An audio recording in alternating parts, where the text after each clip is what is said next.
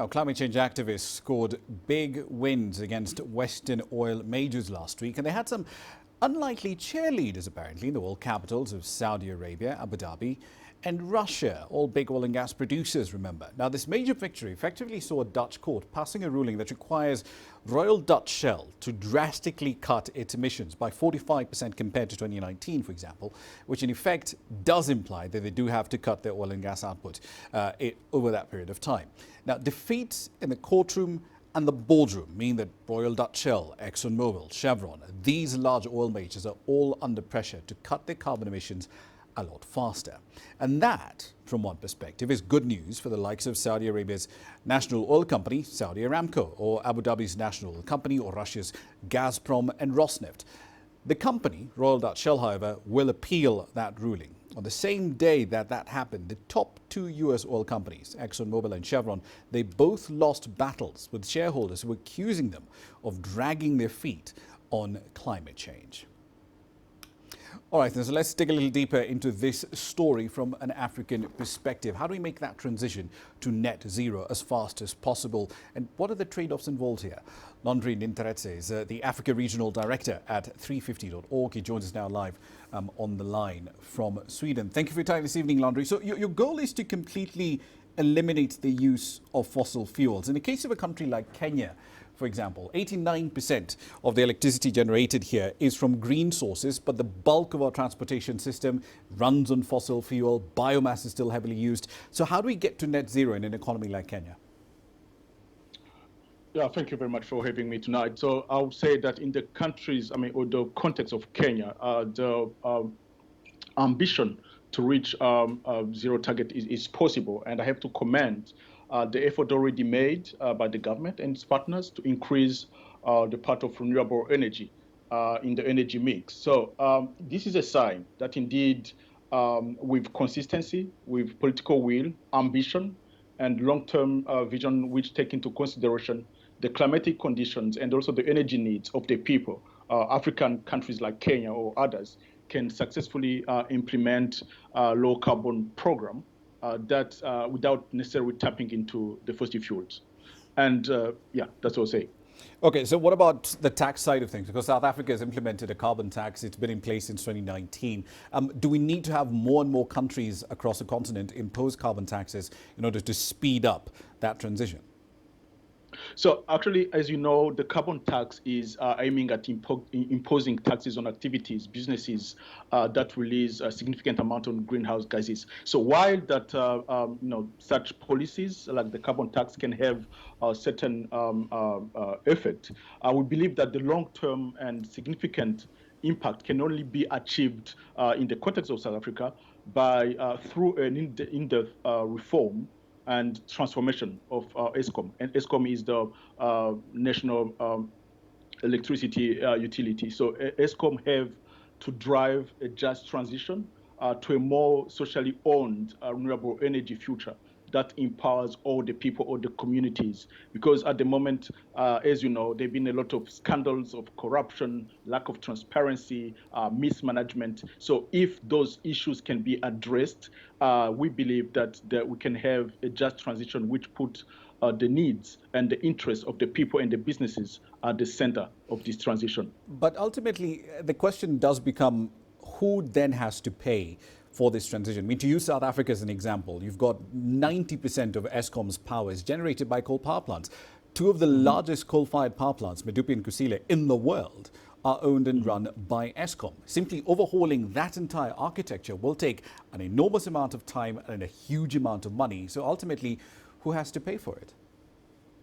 So yes, it's a lengthy and can be a painful process to shift from kind of an energy system which had been built for years on coal. However, that's the just transition needed. It's costly. The government definitely have to play its part.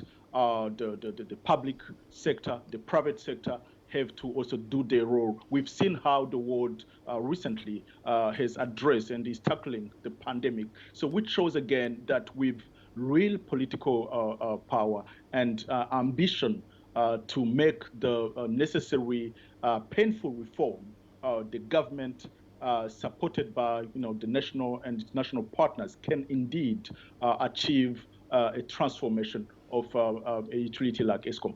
Isn't there an element of climate justice involved here? Because a lot of, African countries are not huge emitters of carbon emissions, and they haven't been historically for the better part of a century or more.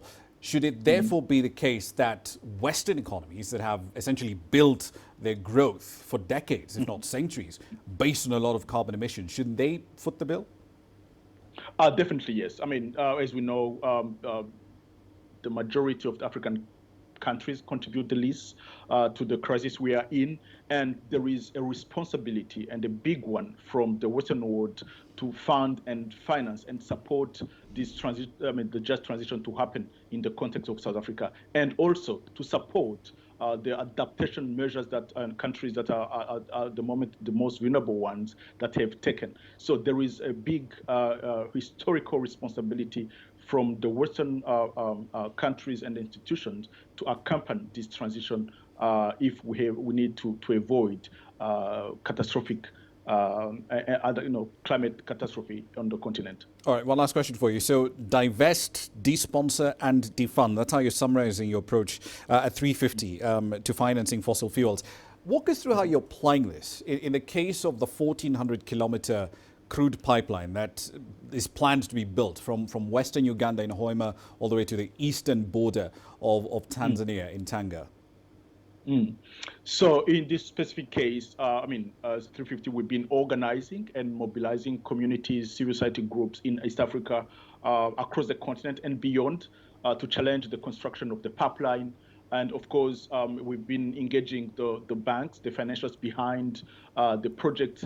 And at the moment, as we speak, a third of them have already made it clear that they are disengaging from the project, which for us is a sign that indeed they've started listening to the voice and the cry of those that are affected. Last week across Africa, there were hundreds of protests in several countries, were asking Total and the Standard Bank, which is one of the big financials behind this project, to withdraw from it. So I think there are multiple effort, pressure coming from different sources in Africa, on the ground and beyond, really to help the partners and the financials involved in the ECO project to take another route and reconsider the approach of building the pipeline at the moment. But with respect to financing, usually what banks tend to say is we're not going to fund coal issues. Coal is basically blacklisted now. It's a sort of pariah asset. But what about transition fuels that are needed to get to that low carbon environment? So, for example, things like